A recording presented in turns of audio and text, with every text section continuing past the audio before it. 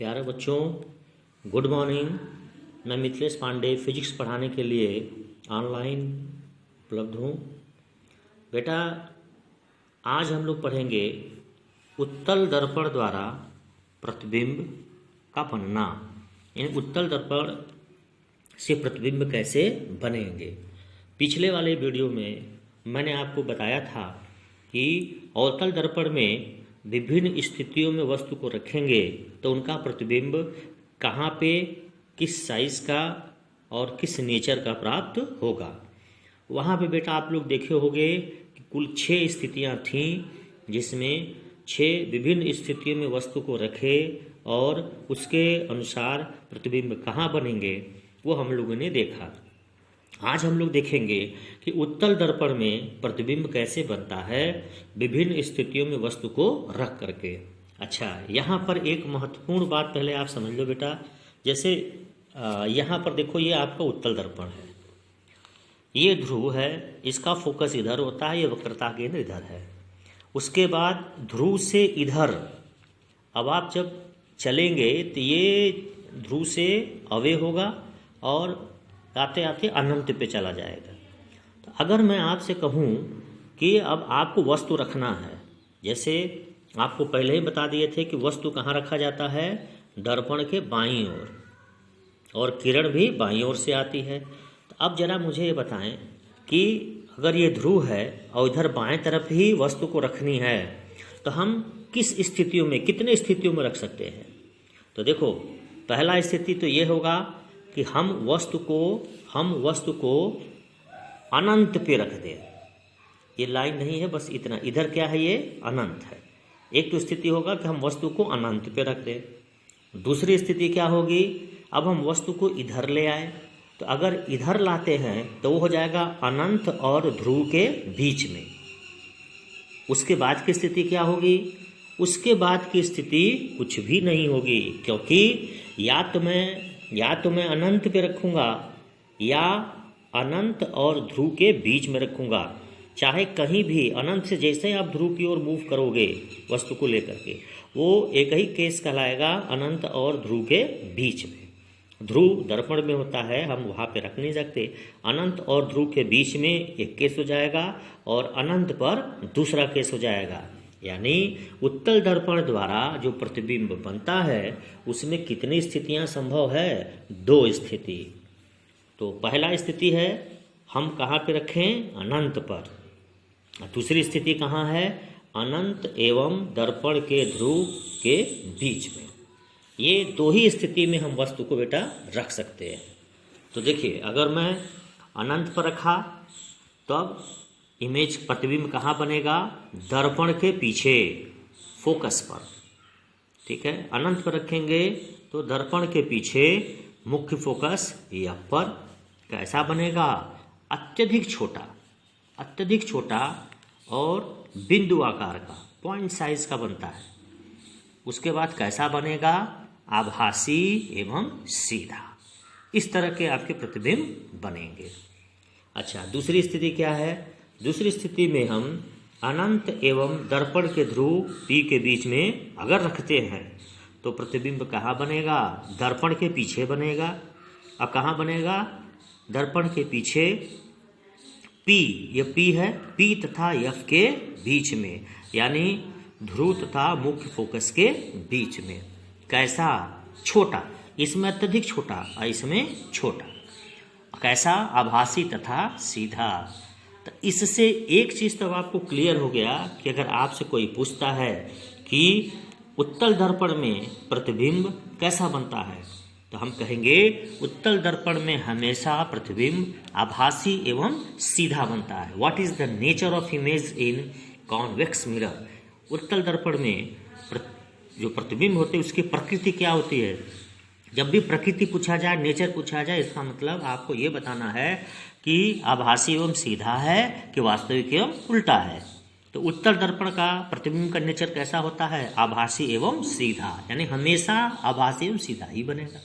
अच्छा, दूसरा साइज कैसा होगा, साइज हमेशा वस्तु से छोटा बनेगा। आप देख लीजिए, अनंत पर यदि है तब तो जो है अत्यधिक छोटा, लेकिन है तो छोटा, बिंदु आकार का, और अनंत तथा ध्रुव के बीच में है तब भी कहाँ बनेगा, तब भी कैसा बनेगा, छोटा ही बनेगा। इसका मतलब है कि उत्तर दर्पण के द्वारा हमेशा प्रतिबिंब वस्तु से छोटा, आभासी तथा सीधा बनता है।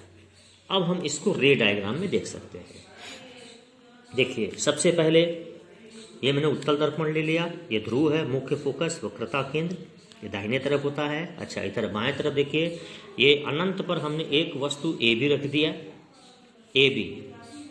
अनंत से जब किरणें चलेंगी तो ये मुख्य अक्ष के समानांतर किरणें आ रही हैं। अनंत पर किरणें मुख्य अक्ष के समानांतर। हाँ, अब देखिए, मुख्य अक्ष के समानांतर अगर किरणें आई तो परावर्तन के पश्चात आपके पास रूल है, कहाँ से जाएंगी, फोकस से जाती हैं, लेकिन किसमें, उत्तल दर्पण, अवतल दर्पण में। और उत्तल में मैंने क्या बताया था, उत्तल में मुख्य अक्ष के समानांतर किरणें नियम नंबर 1 कहाँ से जाएंगी, वह मुख्य फोकस से आती हुई प्रतीत होती है। यानी बेटा, ये पैरेलल किरणें आई मुख्य अक्ष के, तो यह इस तरह से परावर्तित हो जाएंगी, और ये किरणें कहाँ से आती हुई प्रतीत होगी, फोकस से। यह भी समानांतर किरणें कहाँ से आती हुई प्रतीत होगी, फोकस से। ये भी परावर्तित, नीचे भी परावर्तित और ये भी परावर्तित, और सभी परावर्तित किरणें हैं वो कहाँ से आती हुई प्रतीत हो रही हैं, फोकस से। इसका मतलब है कि जो प्रतिबिंब होगा वो कहाँ पे बनेगा, एफ पर, यानी दर्पण के पीछे, दर्पण के पीछे। अच्छा, क्या यहाँ किरणें वास्तव में आती हैं, नहीं, इसीलिए यहाँ वास्तविक प्रतिबिंब नहीं बनता। तो कैसा बनता है, आभासी प्रतिबिंब। आभासी प्रतिबिंब सदैव सीधा होता है। और कैसा बनेगा, मुख्य फोकस पे, दर्पण मुख्य फोकस पे बनता है, अत्यधिक छोटा, पॉइंट साइज का। तो ये हमारा पहला केस हो गया कि अनंत पे अगर रखी हुई वस्तु होती है तो उसका प्रतिबिंब मुख्य फोकस पे अत्यधिक छोटा, आभासी एवं सीधा बनता है। दूसरा केस देख लीजिए। अगर हम वस्तु को, इधर अनंत है, इधर पी है, अनंत और पी के बीच में कहीं भी रखें, चाहे यहाँ रखें, चाहे यहाँ रखें, चाहे जहाँ, इधर कहीं भी बीच में रख दें, तब प्रतिबिंब कहाँ बनेगा। तो देखो बेटा, ए भी वस्तु है, ए से चलने वाली किरणें ये मुख्य अक्ष के समानांतर है, तो कहाँ से परावर्तित होगी, तो कहाँ से आती हुई प्रतीत होंगी, मुख्य फोकस से। ये देखिए, ये यहाँ से आती हुई प्रतीत होगी। अच्छा, इसी जगह से दूसरा रे चलेगा, ये देखिए चल रहा है वक्रता केंद्र की ओर, देखो वक्रता केंद्र की ओर। तो अब देखिए यहीं पे पालिश है, तो किरणें वास्तव में कहाँ आ रही हैं, वक्रता केंद्र की ओर। तो फिर उसी पाथ से क्या हो जाएंगी, रिटर्न हो जाएंगी। ये यहाँ पे मैंने डॉटेड इसलिए बनाया कि इधर किरणें आती नहीं हैं, ठीक है, लेकिन ये माना जाएगा कि वक्रता केंद्र की ओर आई और उसी मार्ग से वापस हो गई।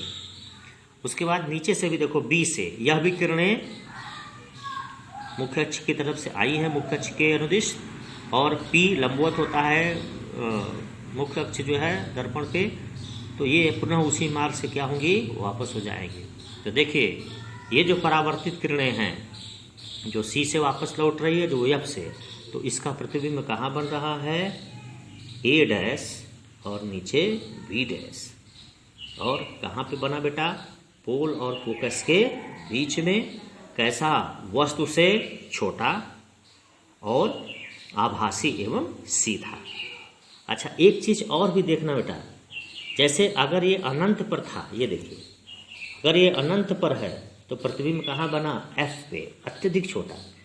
अच्छा, जैसे जैसे हम वस्तु को अनंत से पोल की तरफ लाएंगे, लेते जाएं, लाते रहें, तो यह जो प्रतिबिंब एफ पे था वो शिफ्ट होगा पोल की तरफ। ये देखिए, जब हम यहाँ पे ले आए तो अब ये फोकस से कहाँ हो गया, इधर मूव कर गया, और साइज क्या हो गई, थोड़ी बढ़ गई, पहले की तुलना बढ़ गई। इससे तो हमेशा कम रहेगी, वस्तु से हमेशा छोटा। तो एक कंसेप्ट यहाँ भी है, ये क्वालिटेटिव क्वेश्चन पूछा जाता है कि अगर उत्तल दर्पण में किसी वस्तु को हम ध्रुव की ओर लाएं तो जो बनने वाला प्रतिबिंब है उसकी साइज क्या होगी, तो हम लिखेंगे बढ़ती जाएगी कि घटती जाएगी, कि कोई परिवर्तन नहीं होगा। तो क्या होगा बेटा, उसकी साइज बढ़ती जाएगी। ये देखिए जैसे हम यहाँ पे लाएंगे तो यह भी फोकस से इधर जाएगा और उसकी साइज़ क्या होगी, बढ़ती जाएगी। ये थोड़ा और इधर लाते तो ये थोड़ा सा और इधर शिफ्ट होगा और इसकी साइज़ थोड़ी और बढ़ जाएगी। लेकिन जब भी प्रतिबिंब की साइज जो भी होगी वह वस्तु से क्या होगी, छोटी ही होगी, आभासी एवं सीधा। देखिए इमेज दर्पण के पीछे या पर कैसा, अत्यधिक छोटा, आभासी एवं सीधा। यहाँ पर दर्पण के पीछे P और F के बीच में छोटा, आभासी एवं सीधा। तो ये बेटा आपका उत्तल दर्पण के विभिन्न स्थितियों में जो प्रतिबिंब बना है उसको मैंने यहाँ पे स्पष्ट किया है। आप बुक से भी देखिएगा, पढ़िएगा, और कहीं कोई दिक्कत होगी तो आप हमको मैसेज करो, मैं जवाब ज़रूर दूंगा। ठीक है बेटा, बहुत बहुत धन्यवाद।